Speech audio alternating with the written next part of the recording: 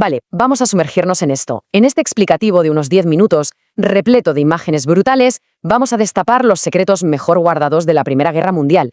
Normalmente, al pensar en este conflicto, nos viene a la mente solo barro, ¿verdad? Trincheras interminables y miseria absoluta. Pero, bueno, bajo esa superficie conocida, existía un mundo paralelo completamente oculto. Un mundo fascinante de tecnología rarísima, engaños visuales alucinantes y redes de espionaje súper sofisticadas. Y es que el contraste es simplemente brutal. Por un lado tenemos esa imagen tradicional de las trincheras embarradas que todos hemos visto en los libros de texto. Pero ojo, porque por otro lado había una realidad casi surrealista. Hablamos de comodidades totalmente inesperadas bajo tierra y de prototipos de armas automáticas surcando los cielos. Fue una época en la que ambos bandos se vieron obligados a innovar a un ritmo frenético, creando cosas que hoy nos parecen propias de una novela de ciencia ficción. Ahora, lo verdaderamente interesante de todo esto es cómo rompe en 1000 pedazos esa idea preconcebida que tenemos de la vida en el frente. El ejército alemán llegó a construir lo que literalmente podríamos llamar trincheras de lujo. Nada de simples agujeros en la tierra. Algunas de estas instalaciones subterráneas tenían camas de verdad, cocinas con despensa, muebles de madera, luz eléctrica, hasta tanques de agua y timbres en las puertas. Es un nivel de confort rarísimo, totalmente desconcertante en medio de uno de los escenarios más hostiles que nos podamos imaginar. Sección 1. El arte del engaño, camuflaje y señuelos. Pensemos en esto. En un entorno donde asomar la cabeza significaba una muerte casi segura, el arte de engañar a la vista se convirtió en una cuestión literal de vida o muerte. Y en el mar, el problema era mayúsculo. Es físicamente imposible esconder un barco enorme en medio del océano abierto. El humo de las chimeneas siempre te va a delatar. Y aquí es donde entra la genialidad absoluta del artista británico Norman Wilkinson y su camuflaje dazzle o camuflaje de deslumbramiento. Su lógica es impecable. Si no podemos esconder un buque, vamos a distorsionarlo. Usando unas formas geométricas loquísimas y colores de alto contraste, inspiradas en el cubismo, el objetivo no era hacerse invisible, ¿qué va? Buscaban crear una confusión total sobre el rumbo del barco, la velocidad a la que iba y la distancia. Una genialidad absoluta. Para entender hasta qué punto funcionaba esta locura visual, solo hay que escuchar las palabras de un capitán de un submarino U-boot alemán. El tipo relató que, incluso a plena luz del día, las rayas oscuras pintadas en la parte trasera de un barco hacían que pareciera que iba en dirección contraria. La popa parecía la proa. Y un parche de pintura verde en el centro del casco se fundía con el agua, dando la sensación de que el barco estaba partido a la mitad. Llegó a decir que era el mejor camuflaje que había visto en su vida.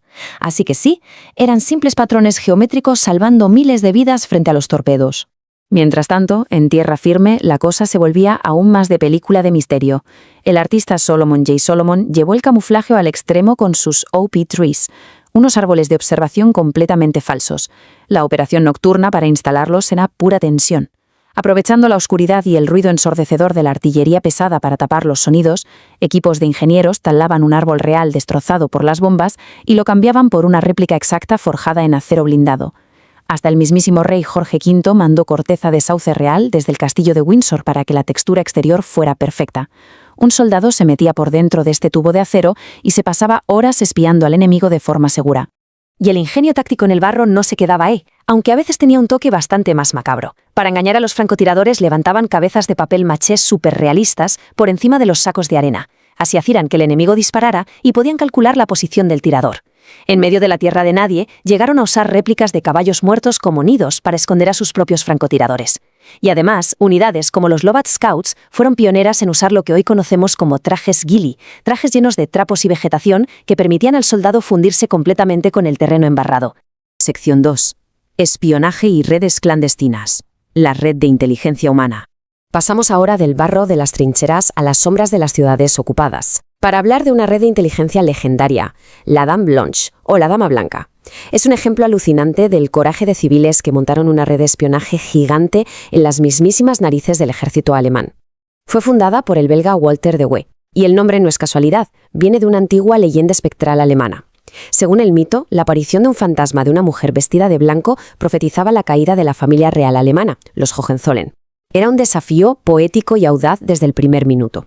Y esto ilustra de manera brillante la magnitud de lo que consiguieron. No eran 4 amigos jugando a los espías. La Dame Blanche llegó a tener más de 1100 agentes. Y un detalle interesantísimo, casi el 30% de estos agentes eran mujeres. Trabajaron con tanta precisión y enviaron tanto volumen de información que al acabar la guerra, se calculó que esta única red había proporcionado cerca del 70% de toda la inteligencia militar que los aliados recopilaron a nivel mundial. Simplemente espectacular. Otra figura imprescindible de la que hay que hablar es Louise de Bettignis. Ella lideró la Red Alice en el norte de Francia usando el nombre en clave de Alice Dubois. Con una sangre fría increíble, Louise y su equipo lograron salvar la vida de más de 1000 soldados británicos. El método para cruzar esa información vital por las líneas enemigas, muy arriesgado pero ingeniosísimo. Escondían mensajes en miniatura en los dobladillos de las faldas, los cosían por dentro de los corsés o incluso los ocultaban enredados en su propio pelo. Sección 3. La criptografía alemana. Los secretos del Room 40. Vale, dejamos la tierra firme y nos metemos de lleno en el mundo invisible de las ondas de radio. Todo este entramado arrancó de forma casi accidental en 1914, justo cuando Gran Bretaña entra en la guerra. Lo primero que hacen es mandar un barco a cortar todos los cables submarinos de Alemania. Sin cables, los alemanes tuvieron que comunicarse por radio, y claro, la radio se puede interceptar. Lo que vino después fue una racha de suerte histórica. Los rusos compartieron un libro de códigos capturado de un barco encallado. Los australianos confiscaron otro en un buque mercante. Y por si fuera poco, un simple pesquero británico enganchó un tercer libro en sus redes. Todo este material dio a luz al ultrasecreto Room 14, que en 1917 acabaría interceptando el famosísimo telegrama Zimmermann. Pero lo mejor del Room 40, dirigido por el capitán Blinkerhall, era su personal. Era de todo menos convencional. No estaba lleno de matemáticos, como podríamos pensar hoy en día. Eran, en su mayoría, mentes brillantes del mundo de las letras. Había editores, expertos en historia antigua, lingüistas, hasta traductores de teología alemana. Este grupo ecléctico de civiles logró la proeza de descifrar decenas de miles de mensajes militares supercomplejos desde una simple oficina en Londres.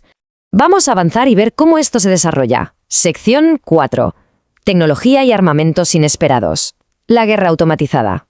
Con la guerra estancada en las trincheras, el ingenio empezó a tomar un rumbo bastante oscuro y experimental. El horror constante del frente empujó a los inventores a buscar formas de golpear al enemigo sin arriesgar a sus propios hombres. Y así, en 1917, en Estados Unidos, nace el Ketteringberg, básicamente un torpedo aéreo experimental sin piloto. Es considerado a todos los efectos el abuelo directo de los misiles de crucero de hoy en día. La sola idea de crear una bomba voladora automatizada en esa época resulta escalofriantemente adelantada a su tiempo. Y si miramos sus especificaciones técnicas, es para frotarse los ojos. Estaba fabricado casi enteramente de madera y papel maché. Le metieron un motor Ford V4 y cargaba con unos 80 kilos de explosivos. Pero la magia residía en sus controles. Usaba un sistema neumático súper ingenioso que calculaba el tiempo de vuelo preestablecido. Cuando el tiempo se acababa, el motor se apagaba de golpe, un mecanismo liberaba las alas y el fuselaje entero caía en picado hacia su objetivo. Pura ingeniería mecánica al servicio de la destrucción. En los cielos también aparecieron visiones de auténtica pesadilla, como las temidas cebollas en llamas. Los pilotos aliados llegaban aterrorizados, contando cómo unas extrañas esferas de luz verde y brillante los perseguían en el aire, retorciéndose como si estuvieran vivas. Finalmente se descubrió que no era magia, sino un arma alemana, un cañón antiaéreo giratorio de 37 milímetros que disparaba munición de bengala en rápida secuencia, creando un efecto óptico brutal diseñado específicamente para sembrar el pánico visual en los pilotos. A esto hay que sumarle otras innovaciones, mucho más sombrías, que cambiaron las reglas del juego para siempre. Imaginaos que se llegaron a desplegar hasta 30 tipos diferentes de gases tóxicos en el campo de batalla, un salto tecnológico terrible. Eso acompañado de la presencia constante, casi asfixiante, de esos enormes globos de observación flotando en lo alto. Ya no había forma de esconderse. La guerra se había convertido en un estado de vigilancia permanente. Sección 5. El legado del secreto. El nacimiento de la guerra moderna. Así que el punto crucial es este. La Primera Guerra Mundial no fue simplemente infantería cargando por el barro. Los ecos de 1914 resuenan hoy de una forma innegable.